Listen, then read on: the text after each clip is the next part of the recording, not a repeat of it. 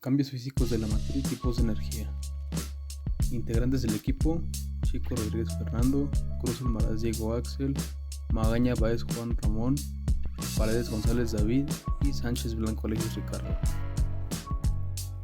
Los cambios de estado de la materia son uno de los fenómenos más interesantes y complejos en la naturaleza y están directamente relacionados con las distintas fuentes de energía que existen en nuestro universo, desde la evaporación del agua hasta la fusión de los metales, pasando por la solidificación de los líquidos o la condensación de los gases. Los cambios de estado de la materia son esenciales para comprender cómo funcionan los procesos físicos y químicos que ocurren a nuestro alrededor. En ese sentido, conocer las distintas fuentes de energía que intervienen en esos procesos es fundamental para comprender la naturaleza y para aprovechar los recursos que nos proporciona. En este artículo exploraremos con detalle tanto los cambios de estado de la materia como las distintas fuentes de energía que los hacen posibles. Estado sólido. Cuando un cuerpo está en estado sólido, sus átomos están muy juntos y tan apretados que lo convierten en un cuerpo firme, de forma regular y volumen definido. Por esta razón los sólidos no se pueden comprimir. Las partículas que forman la materia en estado sólido, apenas en el estado sólido mantienen unidas en una estructura ordenada y regular. Tienen una forma y un volumen definidos. Las partículas no tienen suficiente energía cinética para moverse libremente. Estado líquido. En estado líquido los átomos y las moléculas están más separadas y tienen una fuerza de cohesión menor, lo que permite a los líquidos fluir y adaptarse al recipiente que los contiene. Por lo tanto, tienen volumen constante y aunque su forma varía, no llena todos los espacios del recipiente como ocurre con los gases. Estado gaseoso. En un estado gaseoso, gas, las partículas que forman la materia están muy apartadas, tanto que la única manera de mantenerlas juntas es encerrándolas en un recipiente. Los gases ocupan todo el espacio disponible porque no hay cohesión entre sus átomos. Además, pueden comprimirse y adquieren la forma del recipiente que los contiene. Plasma. El cuarto estado de la materia es el plasma. Aunque sus características son muy parecidas a las del estado gaseoso, se diferencian lo suficiente para considerarlo un estado propio. El plasma es un gas ionizado, lo que significa que es capaz de conducir electricidad. Al igual que los gases, el estado plasma no tiene forma ni volumen definido, sino que adquiere el de su contenedor. Se diferencia de ellos en que el plasma, cuando se ve influido por un campo magnético, puede formar filamentos, rayos y capas dobles. Condensado de Bose-Einstein. Es un superfluido que se logra a temperaturas próximas al cero absoluto. A estas temperaturas los átomos se aglutinan y pasan a un nivel de energía mínima, conocido como estado fundamental. En este estado, los átomos se comportan como un gran sistema cuántico, es decir, como si se tratara de un único superátomo. Cambios físicos de la materia. Fusión. Es un metabolismo de sólido a líquido, es similar a fundir. Esto implica inyectar calor en un sólido, lo que hace que sus partículas se muevan más rápido, perdiendo así sus fuertes enlaces y convirtiéndose en líquido. Es lógico, entonces, que este proceso pueda ser lo opuesto a la congelación o a la coagulación. Solidificación. La solidificación es el paso de la materia líquida a sólida al aumentar la presión del líquido, es decir, es el proceso o cambio físico contrario a la fusión. Condensación o licuefacción. Es un proceso que consiste en enfriar un gas para que se transforme en líquido. Por ejemplo, cuando nos bañamos con agua caliente y el vapor se condensa en el espejo y lo empaña de gotitas mínimas, lo que ocurre es que el vapor en contacto con el espejo le transfiere calor, que se condensa en forma de estas gotitas sobre el espejo. Evaporización. Por medio de este proceso se hace pasar un líquido a la fase vapor al administrarle calor, y las moléculas del líquido ubicadas en la superficie son las primeras en pasar a la fase vapor. El vapor de agua, por ejemplo, sigue siendo químicamente agua, H2O, aunque esté en estado gaseoso.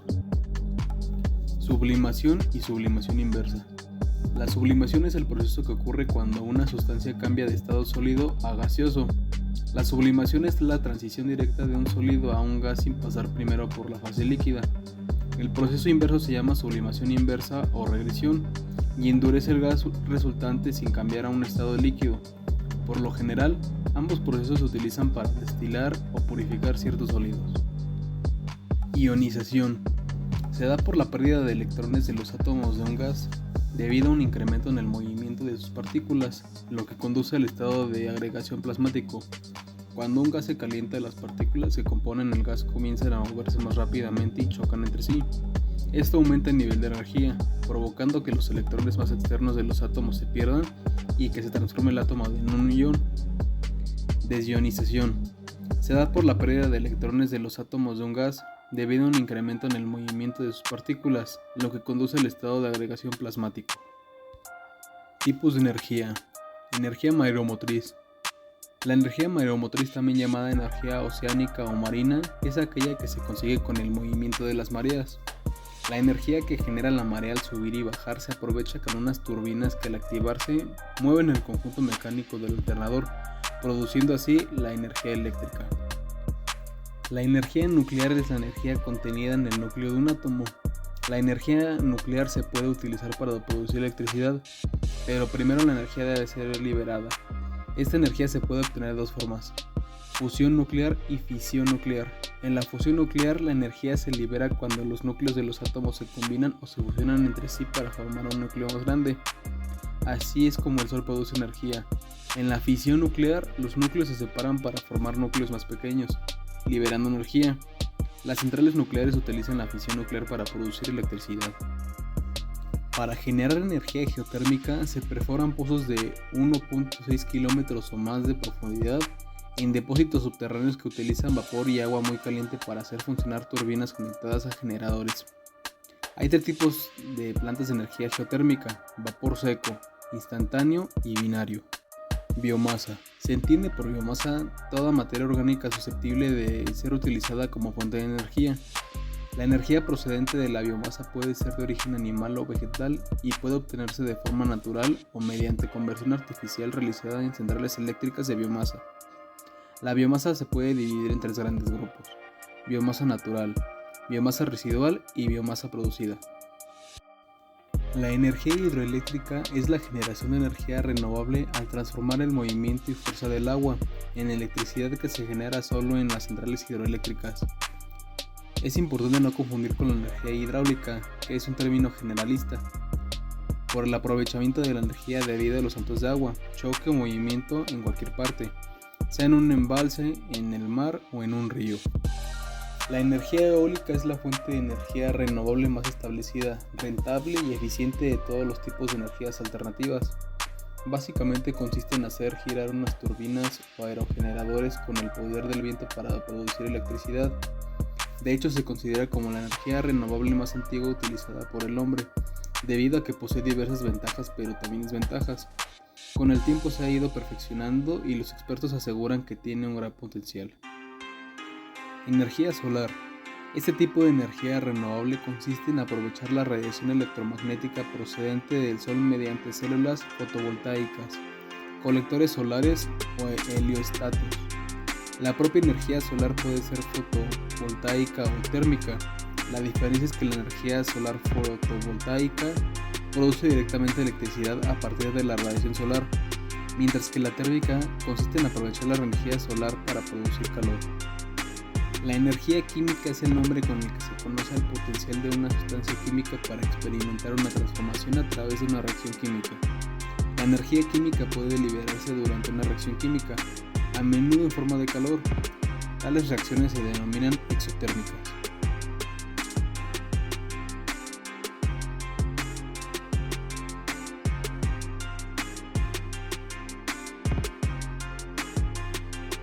Hola, mi nombre es Fernando Chico Rodríguez y de acuerdo al trabajo solicitado mis conclusiones son que los estudios de la materia es importante conocerlos, así como los cambios entre ellos, dado que dan variables entre lo que es presión y temperatura la mayor parte de ellos. Igual nos da conocimiento de tal vez estados que casi nadie conoce, como lo que son Fermi y son Higgs. En lo que son fuentes de energía también es importante reconocer tanto fuentes renovables como no renovables, ya que mucha gente se encapsula con las fuentes no renovables y no da apertura a las fuentes renovables. Como en este caso, en mi caso me tocó investigar fuentes mareomotriz, la cual es una fuente interesante sobre la cinemática y lo que es la interacción entre la luna y la tierra para obtener esa energía.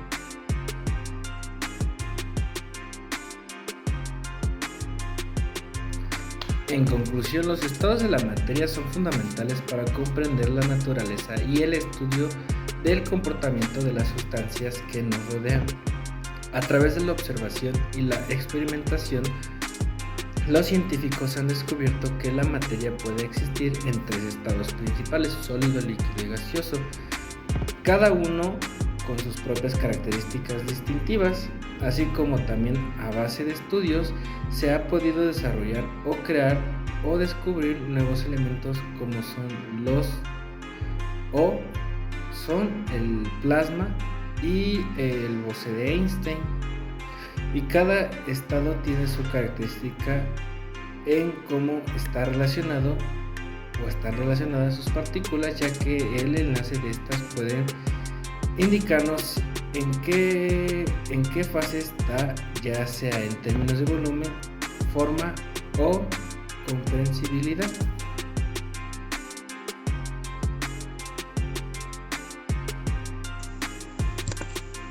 Los estados de la materia y los tipos de fuentes de energía son conceptos fundamentales para entender cómo funcionan los procesos naturales y tecnológicos que nos rodean.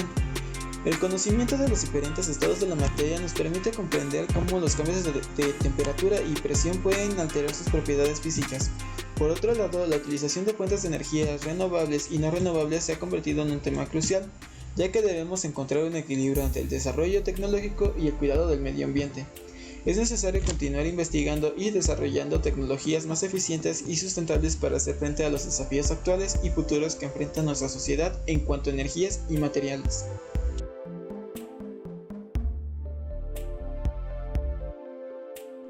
En conclusión, los estados de la materia son fenómenos físicos que demuestran cómo la materia puede transformarse de una forma a otra en respuesta a los cambios en la temperatura y presión.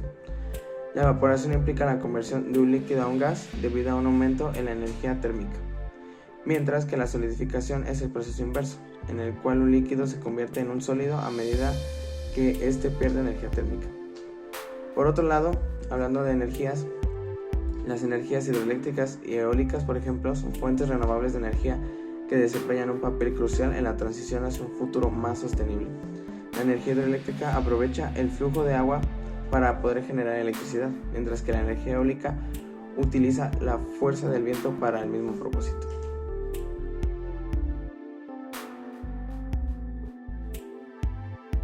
En nuestra vida diaria la materia se presenta en distintas formas o estados. Estos son los que conocemos como estados de la materia. Cada estado está caracterizado por un ordenamiento especial de las partículas que lo componen. Así en la naturaleza la materia se encuentra en uno de esos estados, que es sólido, líquido, gaseoso y plasma. Los cambios de estado de la materia se refieren a las transformaciones que sufre la materia de un estado al otro sin importar su composición. Esos cambios se producen cuando varían la presión o la temperatura. Los cambios de estado que se dan entre esos son vaporización, fusión, solidificación, sublimación inversa, ionización y desionización. Por último, los tipos de fuentes de energía son aquellas que son naturales, inagotables, limpias y que se regeneran en un tiempo corto sin impactar sobre el medio ambiente.